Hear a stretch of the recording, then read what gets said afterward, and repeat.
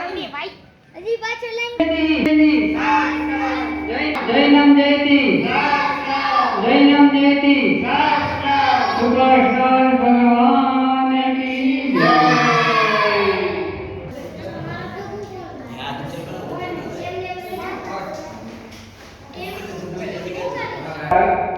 પરમ ઉપકારી અનંત કરુણાના ભંડાર અનંત કરુણાના સાગર એવા હે પરમાત્મા આજે તમારી અષ્ટપ્રકારની પૂજારી કરવાનો અમને જે લાભ મળ્યો છે એ આપનો ઉપકાર છે.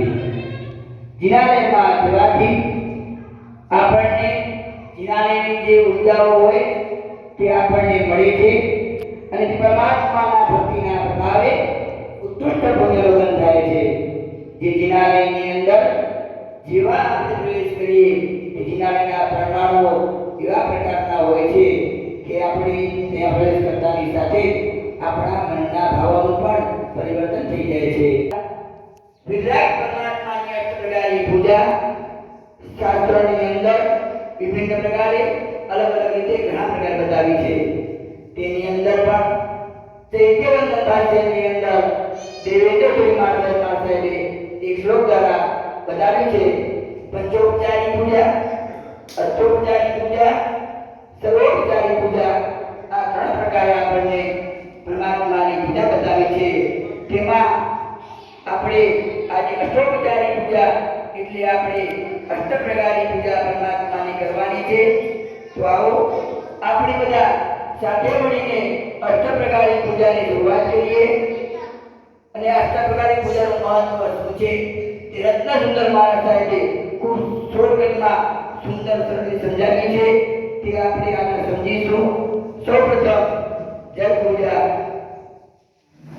વિઘ્નોપશાંતિની પૂજા પણ કહેવામાં આવે છે કે આ જલ પૂજા દ્વારા ગમે તેવા આપણા અનંતા ભવના વિઘ્નો હોય તો આ જલ પૂજાનો પક્ષાન કરવાથી પરમાત્માનો અભિષેક કરવાથી આપણા ગમે તેવા વિઘ્નો હોય તે આપણા દૂર થઈ જાય છે.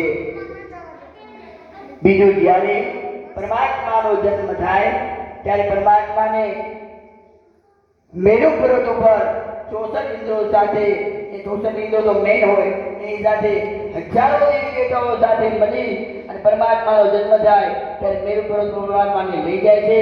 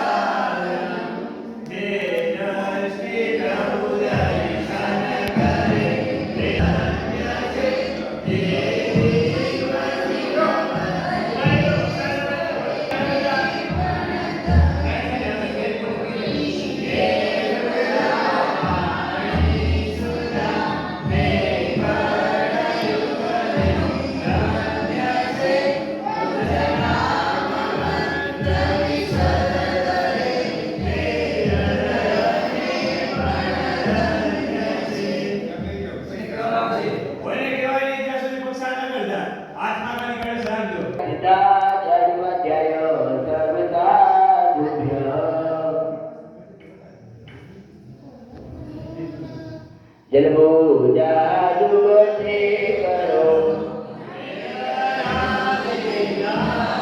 જલ પૂજા વરમ જવો માગો યમ પ્રભુભાર.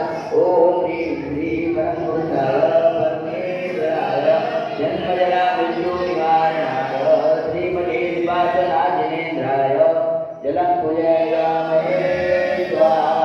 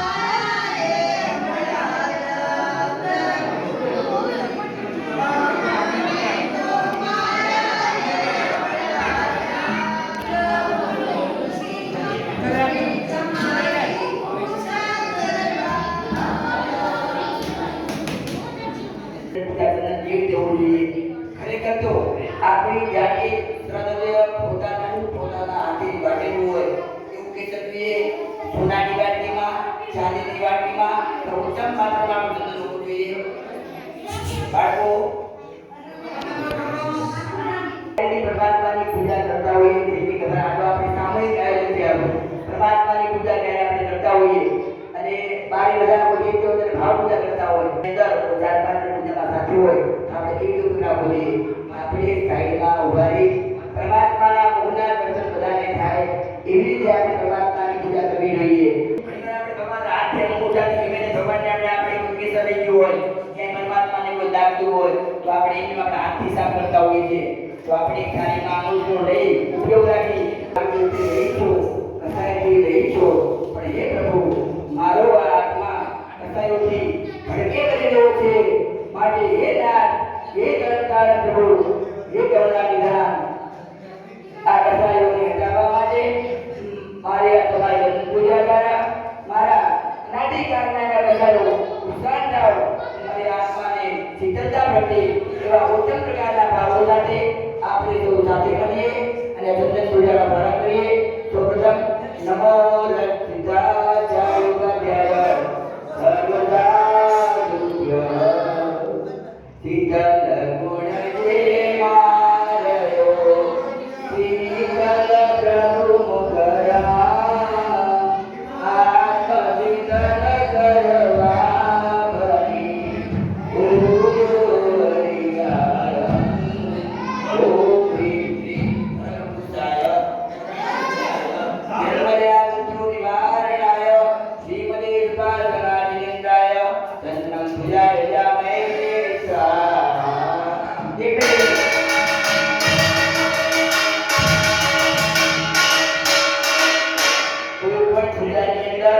જ્યારે 27 વાગે પછી પરમાત્માની પૂજા પ્રારંભ કરજો. કોઈ પણ પૂજા હોય એના બીજા ઉતાવળ ના કરજો. તમારે પરમાત્માની પૂજા કરવો છે.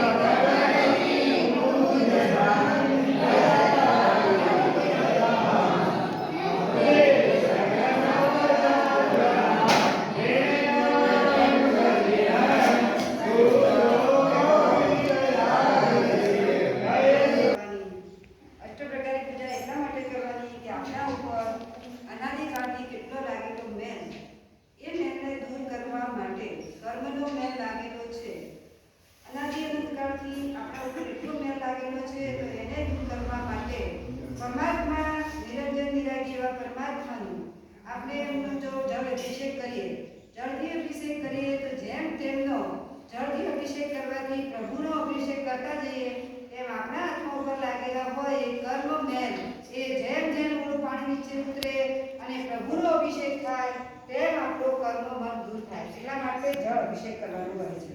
જળ વડે પક્ષા પૂજા અને કરી અને આપણા કર્મ આત્મા પરથી દૂર થાય છે. બીજા નંબરની અંદર ચંદન પૂજા. ચંદન પૂજા આ પૂજા દ્વારા આપણા આત્મા ચંદન જેવો શાંત અને શીતળ બને. આપણો આત્માનો સ્વભાવ કેવો છે? શાંત અને શીતળ જ છે. પણ કર્મો દ્વારા એવા પ્રકારના આપણે કર્મ બાંધેલા જ્ઞાનાવલી દ્રષ્ટાવલી વેદન્ય મોહનીય આયશન નામ સ્વતંત્રાય મોહનીય કર્મ એટલું બધું ભયંકર છે. એના કારણે કરીને આપણા 16 કષાયો નવ કસરાય અને 3 અને કહેવાય કે ચારિત્ર મને સંકિત મને મિશ્ર મોહનીય આવી રીતે આ 28 પ્રકૃતિઓ મોહનીયની છે. એ મોહનીય કર્મએ આપણા આત્માને એવી રીતે દબાવી દીધો છે જેના કારણે કરીને એ ક્યારેક એવા કષાયો આવે, ક્રોધ આવે, ક્યારેક માન આવે, ક્યારેક અભિમાન અને માયા કપટ વગેરે આપણા આત્માની અંદર જે આત્માનો સ્વભાવ નથી પણ એ કર્મ દ્વારા આપણો આત્મા એવી રીતે દબાઈ ગયો છે. એના કારણે કરીને જે શાંત અને શીતળનો સ્વભાવ હતો એ શાંત અને શીતળતાનો સ્વભાવ આપણો દબાઈ ગયો આ કર્મના કારણે. અને એ કર્મના કારણે દબાઈ ગયેલા આત્મા ઉપરથી આ ચંદન પૂજા કરીએ ત્યારે પ્રભુ પાસે આપણે આ પ્રાર્થના કરવાની, હે પ્રભુ આ મારી ચંદન પૂજા કરવાથી ચંદન પોતે ઘસાઈ અને જેમ શીતળતા આપે એ મારો આત્મા પણ કેવો થાય, ચંદનથી પણ શીતળ કરે. શીતળ ઘણીવાર આપણે તપશ્ચર્યા હોય, અઠાઈ હોય, માસસ કમણ હોય કે સીધી તપ આવા મોટા મોટા તપશ્ચર્યા હોય ત્યારે શું કરવામાં આવે છે, ચંદન અને બરાસ ભેગું કરી ઘસી અને લગાવવામાં આવે તો આપણે તેથી શું થાય, માથા ઉપર એટલી બધી ઠંડક બને, માથું પણ ઠંડુ બને, આપણું મસ્તક છે એકદમ ઠંડુ બને. એટલા માટે આ ચંદન વગેરેનો લેપ કરવામાં આવતો હોય. તો એવી જ રીતે આ ચંદનથી આપણા હાથમાં કેવો બને, ચંદન જેવો બનાવવા માટે આપણે પૂજા કઈ કરવાની છે હવે, ચંદન પૂજા.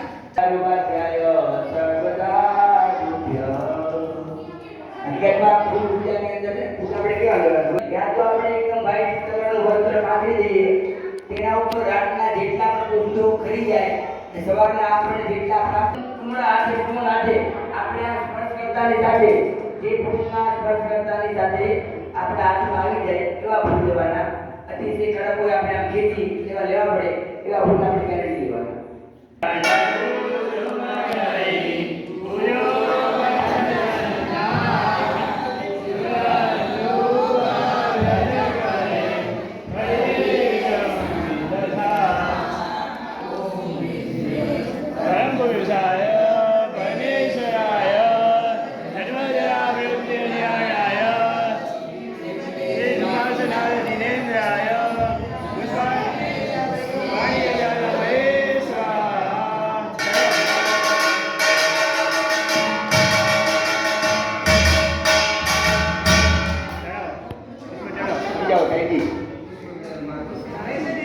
પૂજા પુષ્પ પૂજા માટે પ્રભુની પુષ્પ પૂજાથી આત્મા વિશુદ્ધ બને છે અને જીવન ઉત્તમ બને.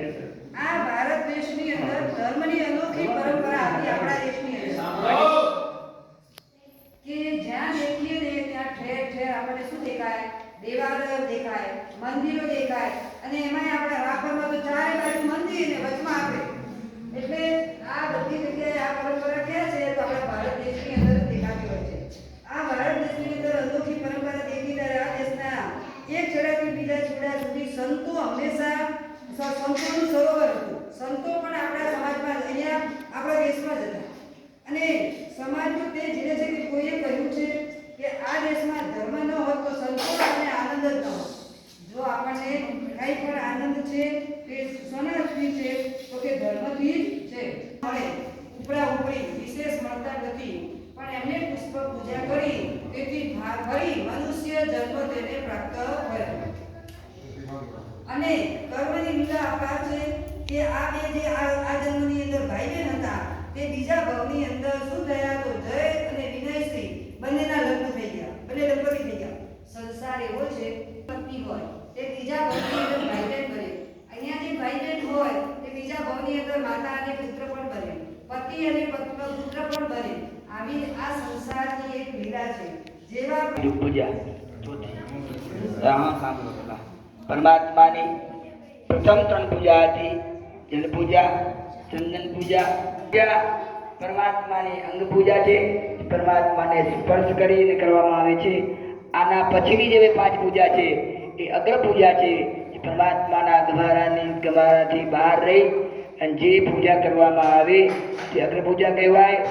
હવે 4થા નંબરની ધૂપ પૂજા, જે ઉત્તમ પ્રકારના ધૂપ દુર્ગંધને હટાવી અને વાતાવરણને સુગંધી પ્રસારે છે અને વાતાવરણને પવિત્રમય બનાવે છે, તેમ અનાદિકાળથી મારા આત્મામાં રહેલી એવી મિથ્યાત્વરૂપી દુર્ગંધને દૂર થઈ જાય અને સમ્યક દર્શનરૂપી સુવાસ પ્રગટ થાય એવા ઉત્તમ ભાવો સાથે આપણે આ ધૂપ પૂજા કરવાની છે. અને ધૂપ પૂજાનો ધુમાડો જેમ જેમ ઉપર જાય છે તેમ તેમ મારો આત્મા પણ ઉર્ધ્વ ગતિ એવી પંચમ ગતિ મોક્ષ ગતિને પ્રાપ્ત કરે એવા ઉત્તમ પ્રકારના ભાવ સાથે આપણે આ ધૂપ પૂજા કરતો આવો તેવા ભાવ સાથે મળી સૌ આપણે ધૂપ પૂજા કરીએ. નમો રચિતાચાર્ય ઉપાધ્યાય સર્વસાધુભ્ય ધ્યાન ઘટા પ્રગટાવીએ કામનયન જીન દો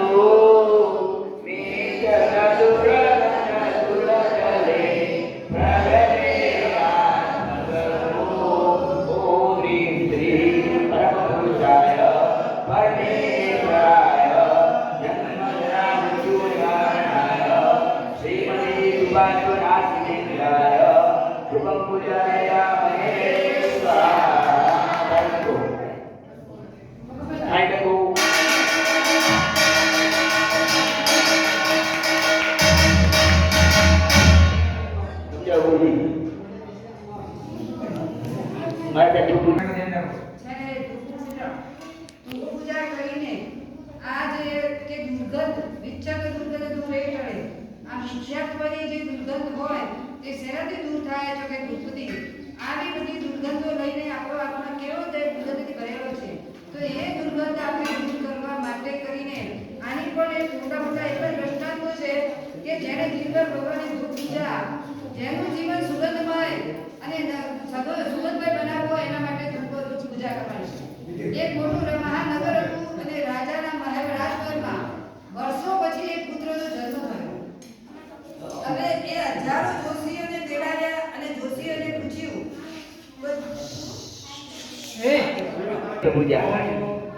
નમો રક્ષિતાચાર્ય ઉપાધ્યાય સર્વસાધુભ્ય દ્રવ્ય દીપક દુઈ વિવેકથી કરતા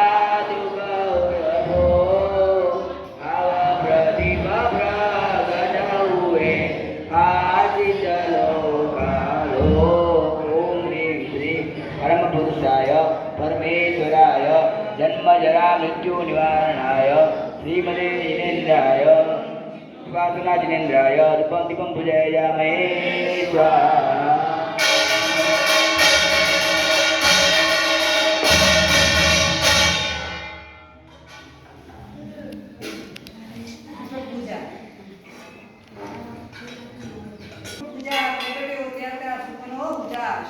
અને અંધકાર દૂર થાય અને પ્રકાશ પ્રગટાતો હોય છે.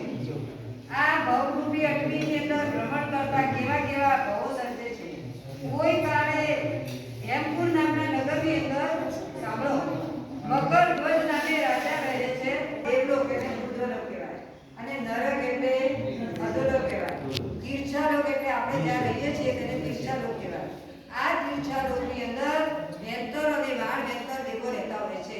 આપણે ઘણા એવા હોય છે કે શું ભૂત અને પલિત હોય, ભૂત પિશાચ રાક્ષસ હોય, આ હોય અને આપણા જીવ વિચાર નામના સૂત્રની અંદર બધી જાતના જીવો આવે. એમ તેમાં ચારેય ગતિના દેવોનું વર્ણન આવે. એમાં દેવ ગતિ પણ આવે, વિદેશ ગતિ આવે, મનુષ્ય ગતિ અને સચિને જ ગતિ અને દેવ ગતિ ચારે ચાર ગતિઓ આવતી હોય છે. એમાં વેંતર દેવો એટલે દેવો ચાર પ્રકારના હોય. મગ નહીં કે દાળ નહીં, કઠોળ નહીં અને ચોખા જેવું શા માટે?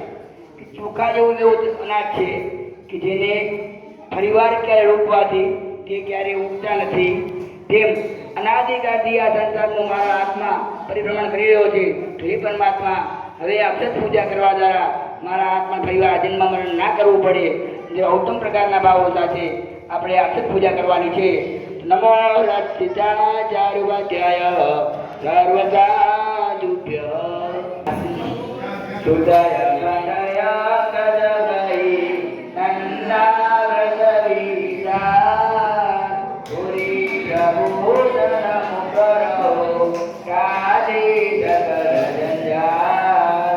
ઓમ હ્રીમ શ્રી પરમુષાય પરમેશ્વરાય જન્મ જરા મૃત્યુ નિવારણાય શ્રીમતે राजराजेश्वराय अक्षतमुजयामहे स्वाहा।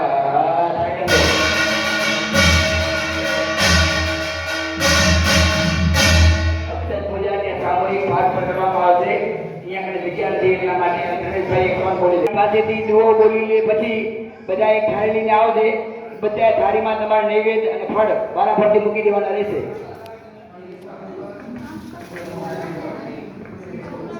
હાલો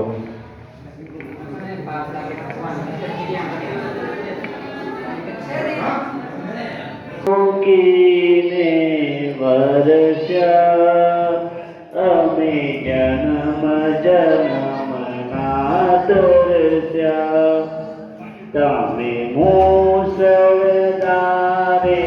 વર્ષા અમે જન્મ જન્મના તરસ્યા હજાર હાથે તમે દીધું પણ છોડી અમારી ખાલી હજાર હાથે તમે દીધું પણ છોડી અમારી ખાલી જ્ઞાન ખજાનો તમે લૂટાવ્યો જ્ઞાન ખજાનો તમે લૂટાવ્યો તોય અમે અવતારી તમે અમૃત રૂપે વર્ષા અમે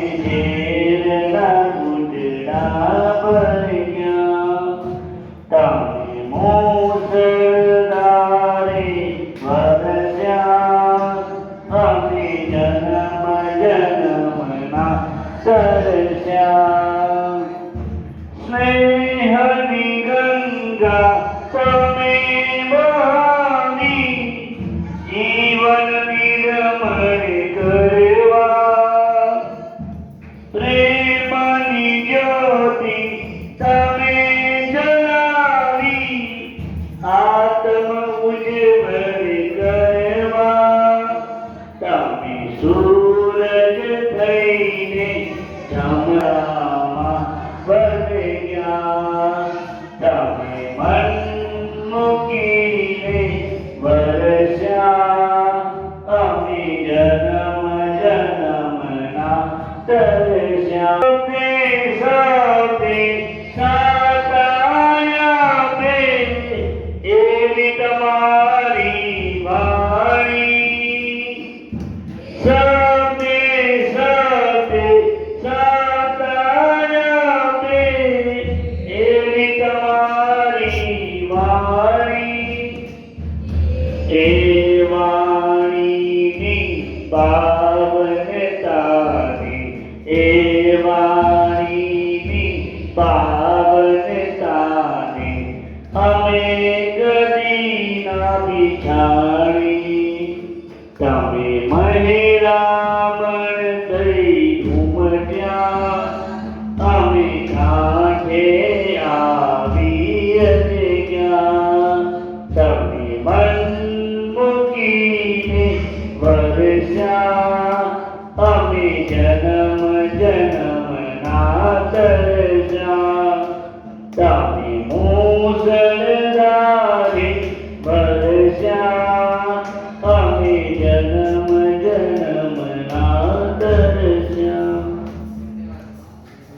અક્ષત પૂજા આપણે એમ કે અક્ષય છે એ અક્ષર પાછા ફરી ઉગતા નથી. તો એવી રીતે તો એમાં આપણે વાંધો શું ફરી ઉગે કે ન ઉગે એમાં આપણે શું મતલબ ફરી આપણે જન્મ લેવો નથી. પણ એ જન્મ ન લેવો હોય એના માટે કાર્ય કેવું કરવું પડે તો જન્મ ન લેવાય. બાકી તો એવા કાર્ય કરીએ કે જન્મ આપણે લેવા પડે તો એ જન્મ ન લેવા માટે આરાધના એવા માટે જ કરવાની છે આ અક્ષર પૂજા. અને એ અક્ષર પૂજા એ તો પાછો સાથીઓ જ કેમ કરવાનો, બીજી ઘણા આકાર હોય, સાથીઓ જ કેમ કરવાનો? ચાર નથી કઈ પાંચમી કોઈ ગતિ ખરી? મોક્ષ ગતિ. એ પાંચમી ગતિને પામવા માટે આપણે શું કરવાનું શિલા કરવાની હોય. તો એ અક્ષય પૂજા એટલા માટે જ કરવાની છે કે આપણા હાથમાં અક્ષય બની જાય. અક્ષય બનવા માટે જ આ અક્ષય પૂજા છે. હવે એ પોપટ અને પોપટી હતા, એમને પોતાને ઘર મળ્યું છે, એનાથી અક્ષર બને છે. હવે આવશે આપણી નૈવેદ્ય પૂજા. આપણો એક થાળી તૈયાર રાખજો, બધા ખાલી નૈવેદ્ય હાથમાં રાખજો, બધા જોડોને થઈ જાય ને એટલી થાળીમાં આવી તમારી પાસે લઈ જાય, તમે કોઈ ક્યાંય ઉભા ન થતા, બરાબર? કે ભગવાન પાસે આપણે શું પ્રાર્થના કરવાની છે? હે પરમાત્મા, તમે ચિત્ત દેવા માંગી રાખવાનું છો. આ દિવસે ત્યાં ક્યારેય પણ આગની જરૂર ના પડે અથવા જરૂર જ્યાં આગ કરતા ન હોય એવી જગ્યા જે હોય ત્યાં આ દિવસ. હવે આપણે જીવ જ્યારે એક ગતિમાંથી બીજી ગતિમાં જાય ત્યારે માત્ર એકદમ નાના સમય એક સમય કહેવાય. એવા સમયની અંદર જીવને આ લેવો પડતો નથી. બધું બાકી શું કીધું આપણે ત્યાં? અને આ રીતે મેં કર્યા વિકરાળ દઈએ અનંત. આવા અનાદિ તમે અનંત લાગે છે, અનંતા ભવન કરી નાખે. આવું પણ આ રીતે મારે કીધું. હે પરમાત્મા, તમે જે સ્થિતિના સ્થાનની ઉપર બિરાજમાન છો, ત્યાં ક્યારે પણ તમને આની જરૂર પડતી નથી, જન્મ મરણ થતું નથી. મારે પણ એવું જ આ પદ પ્રાપ્ત કરવું છે.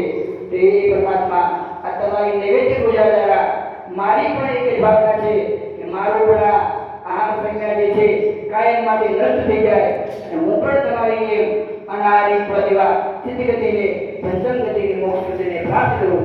એવા ઉત્તમ પ્રકારના ભાવો સાથે આપણે આવો તો સાથે મળીને સાતમી પૂજા એ નૈવેદ્ય પૂજા કરીએ.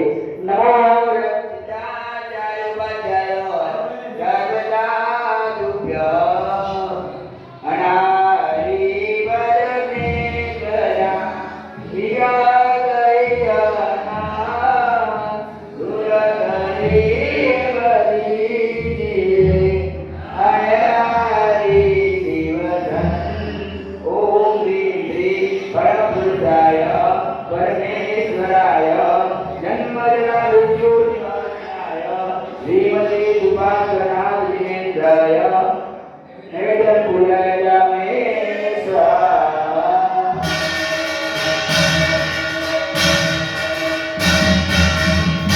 કોઈ પણ ઉપાસ થતા બધા પાસે ભૂમિને આવે છે, બધા તમારો નૈવેદ્યનો ભાવ છે એમાં મૂકી દેજો અંદર. એના પછી દ્વારા ફલ પૂજાના પ્રભાવથી મને પણ અંતિમ ફળ સ્વરૂપે મોક્ષ ફળની પંચમ ગતિ મોક્ષ ફળની પ્રાપ્તિ થાય અને સાર્થક સુખના ભોગતા બનીએ તેવા ઉત્તમ પ્રકારના ભાવો સાથે આપણે સૌ સાથે મળીને આઠમી આ અસ્થિ પ્રકારે ફળ પૂજા કરીએ. તો આવો. નમો રક્ષિતા સર્વત્યાતુભ્ય દાદી ગબુયા ભણી ફળગાવે દરીરા ગુરડો ધમકુરે ગરી મારો જીવ ભરજા. ઓમ હ્રીમ બોલો. ઓમ હ્રીમ શ્રી પરમપુરુષાય પરમેશ્વરાય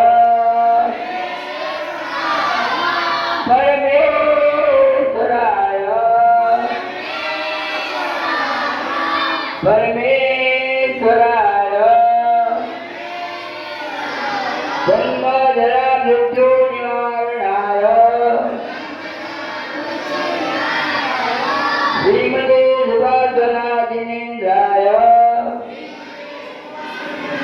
શ્રી પરમ પૂજાયામે સ્વાહા.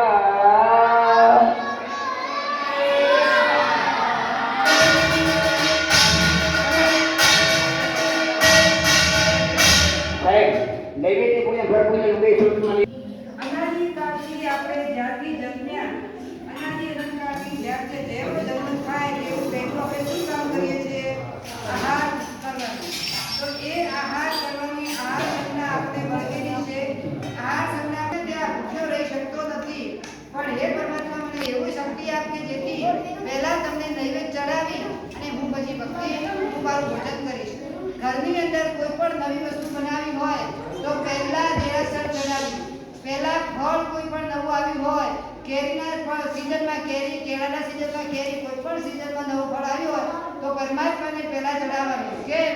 કે હે પરમાત્મા મારે કેટલા કાળથી આ ખાવાની સંજ્ઞા લાગેલી છે એ આહાર સંજ્ઞાને મારે દૂર કરવી છે એ આહાર સંજ્ઞાને દૂર કરવા માટે આ નૈવેદ્યનો પ્રભુ તમારી આગળ ધરાવું છું અને મને આ મારી આહાર સંજ્ઞા દૂર થાવ એટલા માટે અનહારી પદ મેં કર્યા વિગય ગઈ અને દૂર કરી તે દીજીએ અનહારી પદ શિવસાર એટલે અનહારી પદ લાગવા માટે આપણે શું કરવાનું છે તો કે આ નૈવેદ્ય પૂજા કરવાની છે સંતતિ સંપત્તિ સત્તા સત્વ બધું જ પ્રાપ્ત કર્યું પણ એ ફળ શું કામનું એ ફળ તમને આ લોક માટે જ કામ લાગતું હોય છે પરલોકની અંદર કામ લાગે તો કયું ફળ તો કે મોક્ષ ફળ છે એ મોક્ષ ફળ જ્ઞાન દર્શન ચારિત્ર્ય તત્વત્રય અને રત્નત્રય બે મૂળ ધર્મ એ રત્નત્રયને તત્વત્રયની તમે આરાધના કરો તેને તમે સાધો તો તમને મોક્ષ ફળ પ્રાપ્ત થશે અને એ મોક્ષ ફળ પ્રાપ્ત કરવા માટે આપણે શું કરીએ છીએ દરરોજ માટે ફળ પૂજા કરતા હોઈએ છીએ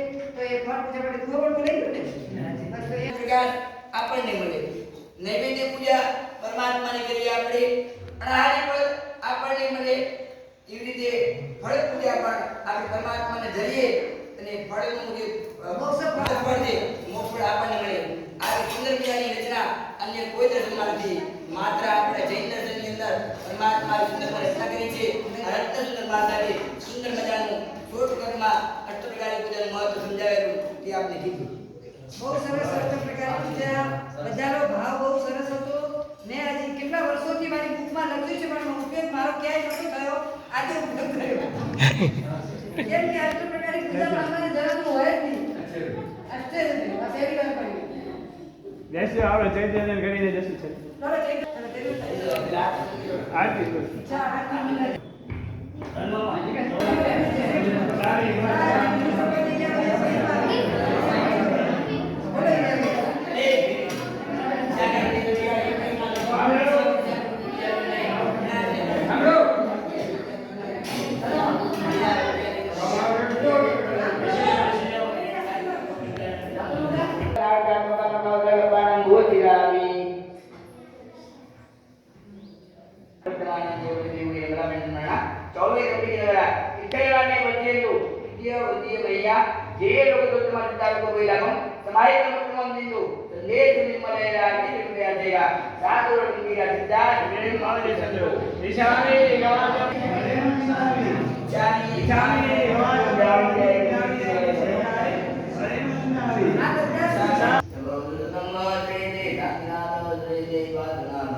ओम नमः पार्श्वनाथाय चिंतामणीयते इंद्रनेत्र विरुद्ध्या देवी दाये शांति महापुरुषे विद्यायाम नो रक्षिता सर्वजय सर्वदा तुभ्य शांति